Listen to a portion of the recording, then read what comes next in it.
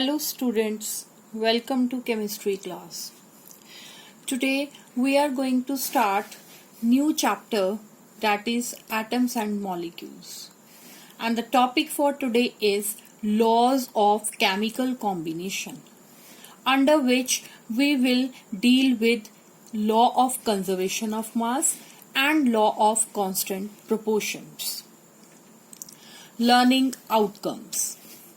After the completion of the topic, students will be able to, number 1, state laws of chemical combination. Means you will be able to write statements of law of conservation of mass and law of constant proportion. Number 2, explain law of conservation of mass and law of constant proportions in detail along with examples. Number 3, verify laws of chemical combination theoretically, means you can prove these laws. Number 4, apply appropriate formula to solve numerical problems mainly based on law of conservation of mass. Students, firstly we will revise the term matter. As you all know, anything which occupies space and has mass is known as matter. For example, all solids, liquids and gases. An Indian philosopher, Maharishi Kanad, postulated that if we go on dividing matter, we will get smaller and smaller particles. The smallest particles beyond which further division will not be possible are known as Parmanu, that is atom. Students, I have this piece of chalk in my hand. If I break it, I will get smaller part. And again if I try to break it, I will again get a smaller part. And ultimately a stage will come when it will be in the powdered form and it will stick to my hand or my finger, but it will contain millions and billions of atoms. So matter is made up of very small particles called atoms which cannot be seen with naked eyes. Coming to laws of chemical combination. Anton L. Lavoisier laid the foundation of chemical sciences by establishing two important laws of chemical combination. Number 1, law of conservation of mass given by Lavoisier.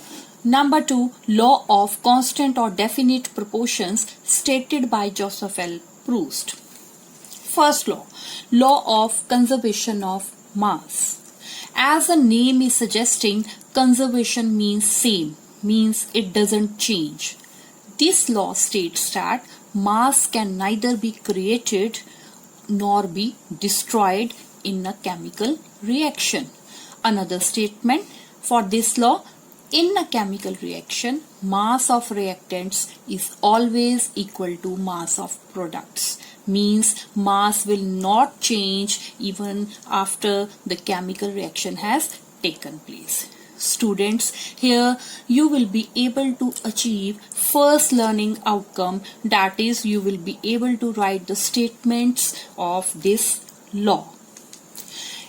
In general, if A and B reactants mix with each other to form C and D products, and we consider mass of reactants is equal to X gram and mass of products is equal to Y gram, then according to law of conservation of mass, X will be equal to Y. Means mass of reactants will always be equal to mass of products.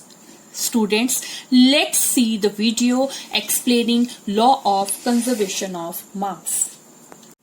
During a chemical reaction, new substances are created from the original substances, but the total mass of the reactants will be the same as the total mass of the products.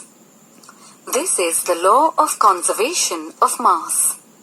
Let's try an experiment to see how this works. Take approximately 7 grams of iron and 4 grams of sulfur. Iron and sulfur react with each other to form iron sulfide. Let us look at the mass of iron sulfide formed after the reaction. Note that the iron sulfide has the same mass as the total mass of the iron and sulfur. This shows that mass is neither created nor destroyed in the chemical reaction.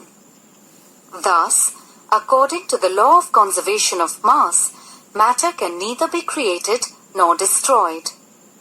Discovering this law made it possible for scientists to understand more about different chemical reactions.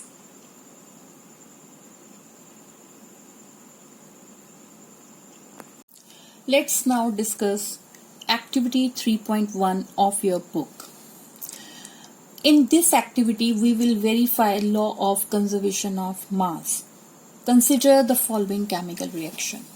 In this reaction, sodium sulfate reacts with barium chloride to form barium sulfate and sodium chloride.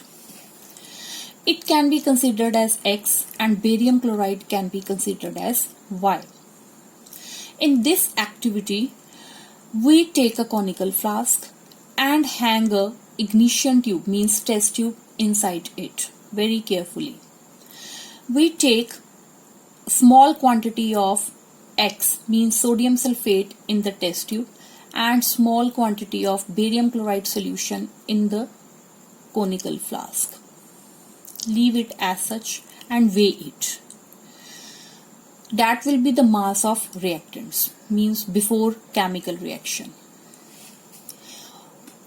Be careful and put a cork on the conical flask.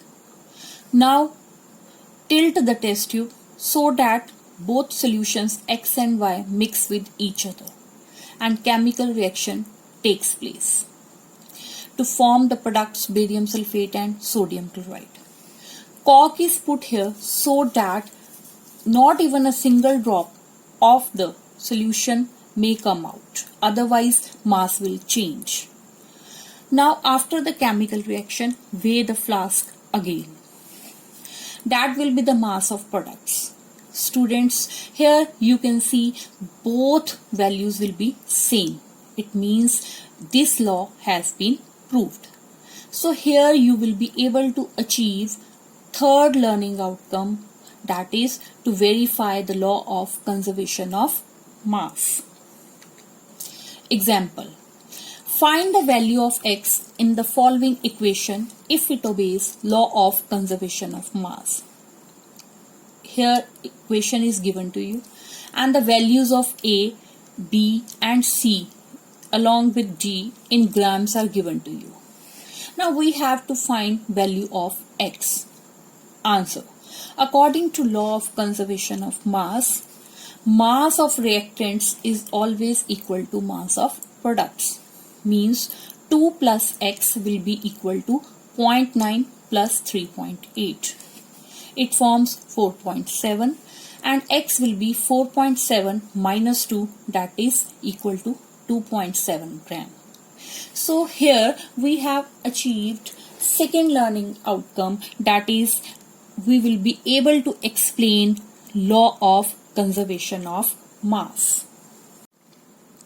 Along with this, you will be able to achieve fourth learning outcome, that is to apply appropriate formula to solve numerical problems. Next law, law of constant or definite proportions. This law states that in a chemical substance, the elements are always present in fixed ratio by mass. So here we have achieved first learning outcome, that is to write the statement of this law. Example. Let's consider the example of water having chemical formula H2O. Students, mass of hydrogen is equal to 1 gram and oxygen has mass is equal to 16 gram. So 1 into 2, that is 2, ratio 16, that comes out to be 1:8. So in water, the ratio of the mass of hydrogen to mass of oxygen is always 1:8. Whatever the source of water, whether you take tap water, river water or lake water, this ratio will not change.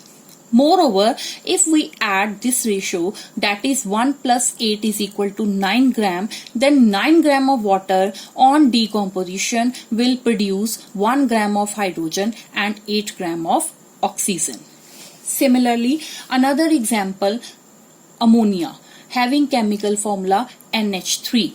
Mass of nitrogen is equal to 14 gram and hydrogen is equal to 1 gram. So ratio will be 14 ratio 1 into 3, that is 14 ratio 3. So nitrogen and hydrogen in case of ammonia are always present in 14 ratio 3 by mass.